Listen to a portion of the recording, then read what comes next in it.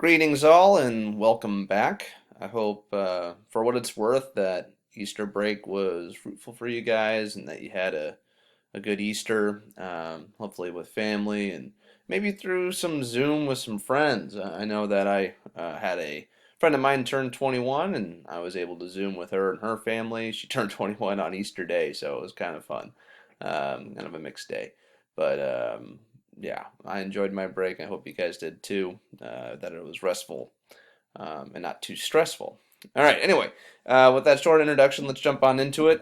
We are back. We are still in nonfiction.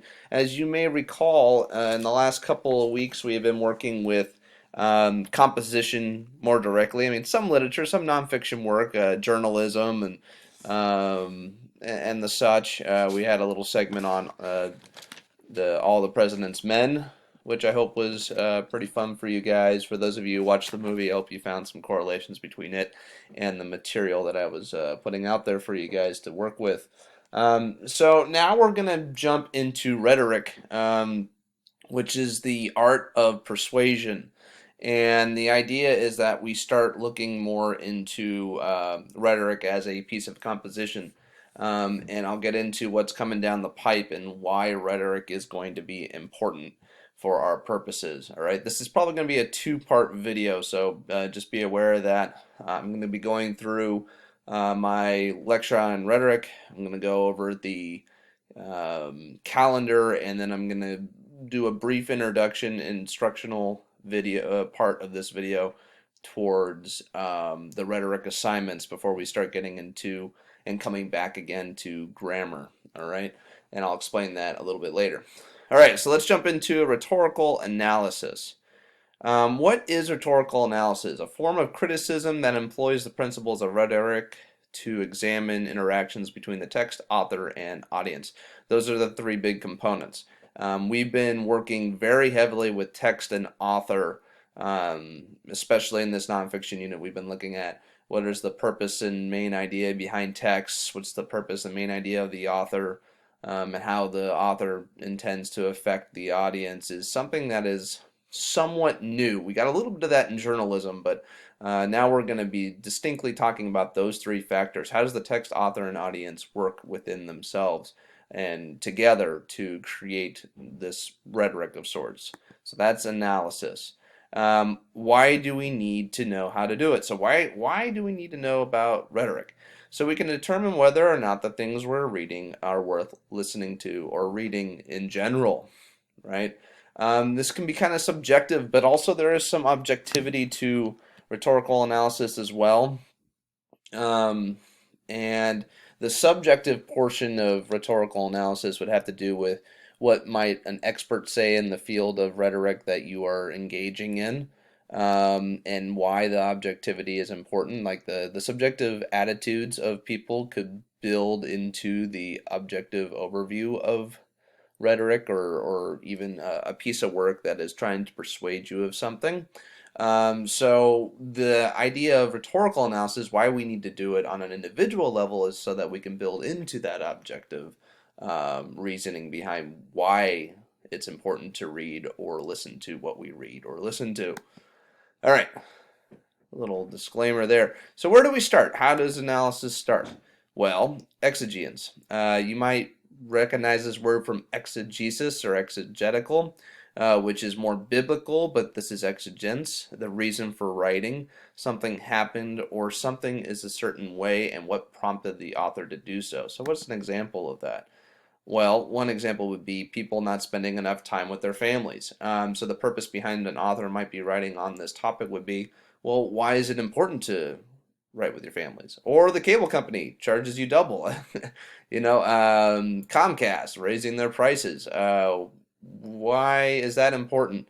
Or even something that happened in past history, like the Holocaust, right?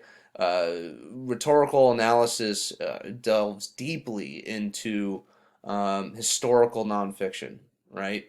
This understanding that something happened before us and it could happen again if we don't analyze it rhetorically. All right. So, audience, here's the big thing. Who is the author addressing? For example, look back at that. Well, we're not spending enough time with our families. Well, it might be because the audience that you're starting to reach out to are working parents or young adults that still live in the home that are working students or working children. The cable company itself, right? Trying to look at it objectively. Well, what's going on behind the cable company? That might be part of the audience. And then purpose. Notice how you look at audience first. In rhetorical analysis, you're looking at the audience first, and that's where you get your purpose. What does the author want the result of their work to be? How does he or she want to affect the reader? Does he or she want the audience to think, feel, act? All right. So in rhetorical analysis, it's not just about facts. It's about maybe building upon an emotional response or a call to action, right? So an example of this would be to get the correct bill from the credit card company, or not the credit card, the cable company, right? Maybe there's something faulty in the way the cable company has been evaluating its services, and it's not just or not right for them to double your bill, or to convince people to spend more time with their kids, right? So how do we balance our life between work and family life? That could be a purpose behind why an author is writing to a particular audience. All right. So argument is a big part of what goes into rhetorical analysis. How does the author achieve their purpose? How do they persuade their audience? What kind of arguments are they using? So this would be in rhetorical analysis. Arguments are based on appeals. And there are three different appeals. And you'll see this in the assignments as I go through them later on. So ethos. Ethos is one of credibility. Why should you listen to the author? What authority do they have on the subject? Are they an ethical or trustworthy source? Okay, so the ethos behind a rhetorical argument or an appeal would be its credibility. All right, so look for evidence of the author's personal experience, education, reputation, moral character, etc. A good example would be the ethos of the Pope. When he writes papal instructions to the church, what is his personal experience? Well, he's the Pope. His education, well, he was formed as a priest, right? And he went through the ranks there and gained a lot of experience through his priesthood. And his reputation is, well, now he's the Pope, but before he was a cardinal. Before that, he was a bishop. Moral character, well, that comes out from what he's done in the past, right? That's how you evaluate ethos as an appeal. Second appeal would be pathos, the emotional appeal. So like I said, not everything is necessarily grounded in just sheer fact. It might come out of the fact. Out of this fact, they're trying to raise some kind of emotional response. How does the author want you to feel? What emotions are evoked? This helps the reader to emotionally identify with the author on a deeper level. Look for vivid language, emotional language, or sensorial detail, right? Um, so that's the second appeal, going out from the credibility of the author, building upon this relationship between the author and the reader now, the author and the audience, through the appeal of pathos. All right, and the final one is the logos. This is the one that's probably more readily understood. Something that we might immediately jump to sometimes as readers. What's the facts? So reason, logical argument. Does the argument make sense? Does it support its claims with evidence? Is the message consistent? Is it clear, logical, organized, and supported? Right. So the logos is like the skeleton that is where we get all the meat and potatoes from, right? It's the groundwork of rhetorical appeal. All right. So remember, ethos, the credibility of the author; pathos, how the author is engaging the audience; and then logos, how the argument is built. All right. So look for the facts, the statistics, the logical organization, the reasoning, etc. We did a lot of this in the beginning of this unit on nonfiction, and now we're implementing a couple more appeals of rhetoric here. So what tools do authors use to build these arguments? So out of the ethos, pathos, and logos, how are the arguments built? All right, so these are some of the rhetorical devices that you might be familiar with, and I'll go through them rather quickly here.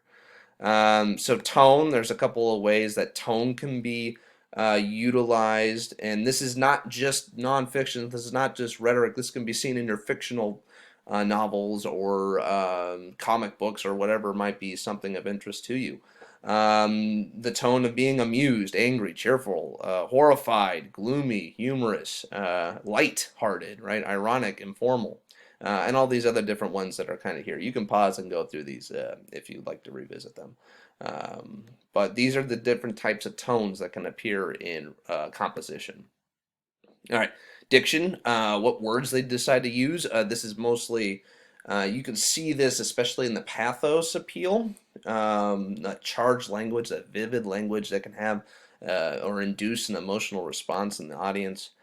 Syntax, the structure, the sentence structure itself, not just in composition in general and grammar in general, but also the way that the sentences are structured logistically appeals to that logos.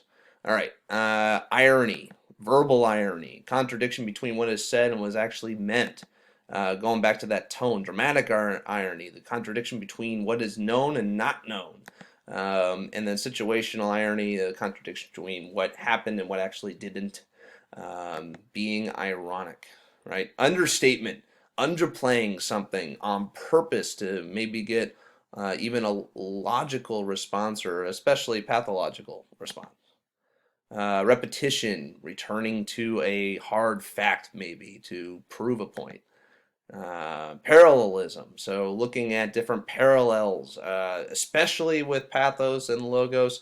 Ethos, not so much. Credibility, not necessarily built on parallelism. It can be, but you can see that drawing from different sources here to build an argument. Simile, using like or as, and then the metaphor comparing two things that aren't necessarily or definitely not the same, right? Personification, once again, that's more of a pathos ordeal, giving personified elements to inanimate objects or maybe even animals, giving them personification. Illusion, right? And motifs or symbols. And foreshadowing. A lot of this can be seen in fiction, but it's also seen in nonfiction. Foreshadowing can definitely build up that relationship between the author and the audience, whereas the author is building upon the audience's ability to really kind of dive into a topic or an argument in such a way that he or she can foreshadow to the next thing.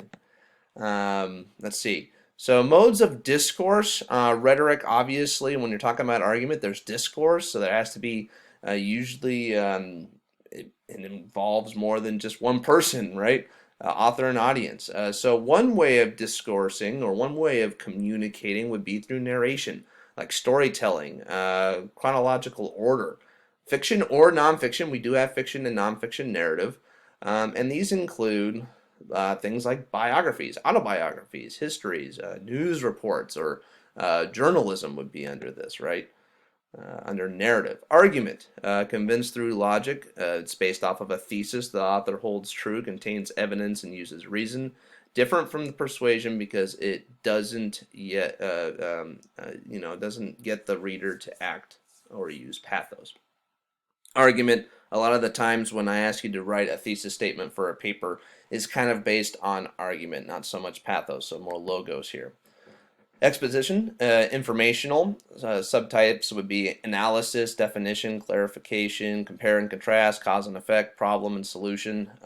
So exposition kind of tells, not like narration so much where it kind of tells a story, but exposition kind of builds upon a given logistical plot, right? And it leads us to compare and contrast, to clarify, to see the cause and effect in something. All right, and then description. Sensory detail enables readers to visualize characters, settings, and actions, may evoke a mood or atmosphere. So description can be largely pathos in that case. All right, so let's go ahead and take a look ahead at the schedule.